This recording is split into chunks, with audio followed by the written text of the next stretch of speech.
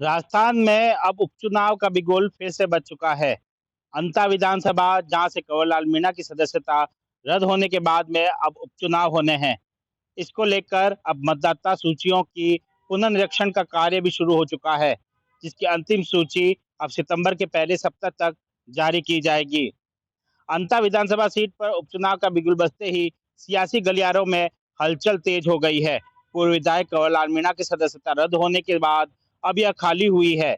अब कांग्रेस और बीजेपी दोनों ही दल में इस जंग में अपनी जीत सुनिश्चित करने के लिए नई नई चालें चल रहे हैं।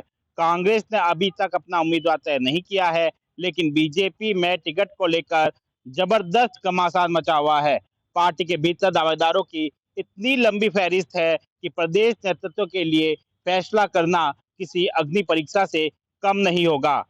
बीजेपी खेमे में टिकट के लिए कई बड़े और छोटे चेहरे मैदान में उतर चुके हैं। अंता प्रधान प्रखर कौशल, पूर्व जिला अध्यक्ष आनंद गर्ग, पूर्व विधायक कंवरलाल मीणा की पत्नी भगवती देवी, खानपुर के पूर्व विधायक नरेंद्र नागर, पूर्व जिला प्रमुख नंदलाल सुमन, संघ पृष्ठभूमि के महावीर सिंह राणा, युवा नेता जयेश कावल और विष्णु गौतम भी टिकट की दौड़ में सबसे आगे बताए जा रहे हैं।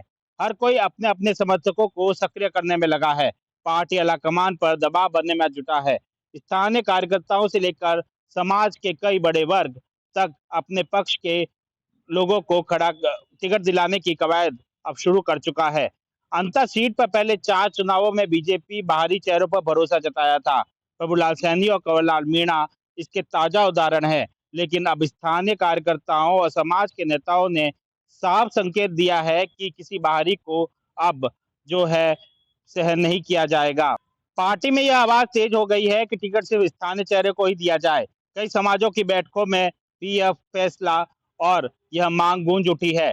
खास तौर पर माली समाज ने अपने वोट बैंक का हवाला देते हुए टिकट में हिस्सेदारी की मांग रख दी है। ऐसे में बीजेपी के लिए यह समीकरण बड़ा सरदर्द बन गया है। अगर पार्टी फिर बाहरी उम्मीदवार को मैदान में उतारती है तो कार्यकर्ता की बगावत तय मानी जा रही है। इसी बीच पार्टी के भीतर खींचतान को और हवा तब मिल रही है जब पूर्व जिलाध्यक्ष आनंद गर्ग के समर्थकों की बैठक का एक वीडियो सोशल मीडिया पर वायरल हो गया।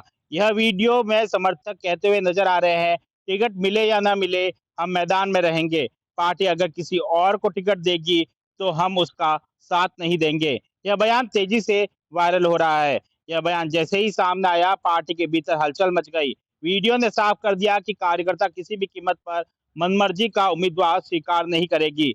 जिला अध्यक्ष नरेश सिंह सिकरवार को भी सामने आना पड़ा।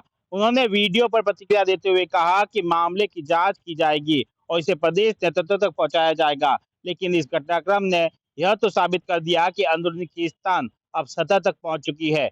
बीजेपी के लिए अंतः उपचुनाव अब आसान नहीं दिख रहा है। दावेदारों की लंबी सूची है। दूसरी ओर स्थानीय कार्यकर्ताओं और समाज का दबाव भी है। यदि पार्टी ने बाहरी उम्मीदवार को उतारा तो बगावत का खतरा और बढ़ जाएगा। वहीं अगर स्थानीय चेहरे को मौका दिया जाता है तो गुटबाजी को कुछ हद तक काबू किया जा सकता है। मगर चुनौती सिर्फ यही नहीं है। पार्टी को यह भी देखना होगा कि उम्मीदवार ऐसा हो जो न केवल संगठन को एकजुट कर सके बल्कि मतदाताओं के बीच में स्वीकार्य चेहरा बने। वरना विरोधी दल कांग्रेस इस असंतोष का फायदा उठाकर जीत की राह बना सकती है। यहाँ बीजेपी टिकट के नाम पर खेमों में बटी नजर आ रही है। वहीं कांग्रेस ने अभी तक अपना कोई उम्मीदवार सामने नहीं लाया है, ना ही अपने कोई पत्ते खोले हैं। ऐसे में बेचैनी और बढ़ रही है। कांग्रेस इस इंतजार में है कि बीजेपी किसे मैदान में उतारेगी और उस हिसाब से अपने रणनीति बनाकर उम्मीदवार को तय किया जाएगा। राजनीतिक जानकारों की माने तो कांग्रेस इस बार पूरी तैयारी के साथ में उतरना चाहती है। पिछले उपचुनावों में कांग्रेस को स्थानीय समीकरण का फायदा मिला था। इस बार भी वह उसी रणनीति पर काम कर सकती है। बीजेपी के लिए यह उपचुनाव प्रतिष्ठा का सवाल बन चुके हैं। नेतृत्व पर टिकट तय करने का दबाव है, लेकिन हर नाम के साथ अपने अपने समीकरण और विवाद जुड़े हैं। ऐसे में यह फैसला आसान नहीं होगा कि किसे टिकट दिया जाए। अगर पार्टी ने किसी ऐसे उम्मीदवार को आगे किया जिसे कार्यकर्ता पसंद नहीं करते तो अंदरूनी बगावत से नुकसान तय है। वहीं अगर सही चेहरा चुना गया तो पार्टी की नैया पार भी हो सकती है। अंतः उपचुनाव यह का समीकरण अब पूरी तरह से बीजेपी के टिकट पर टिक गया है। कौन बनेगा उम्मीदवार, किसके से सजेगा ताज, यह सवाल हर कार्यकर्ता, हर समाज और हर राजनीतिक हलके में गूंज रहा है। अब सबकी नज़र प्रदेश नेतृत्व पर है। वह इस टिकट संग्राम को कैसे शांत करता है और स्थानीय बनाम बाहरी लड़ाई में किसे आगे लाकर अंता के रणभूमि में उतारता है, यह आने वाला समय बताएगा। सुमित देवड़ा, टीवी 9, राजस्थान।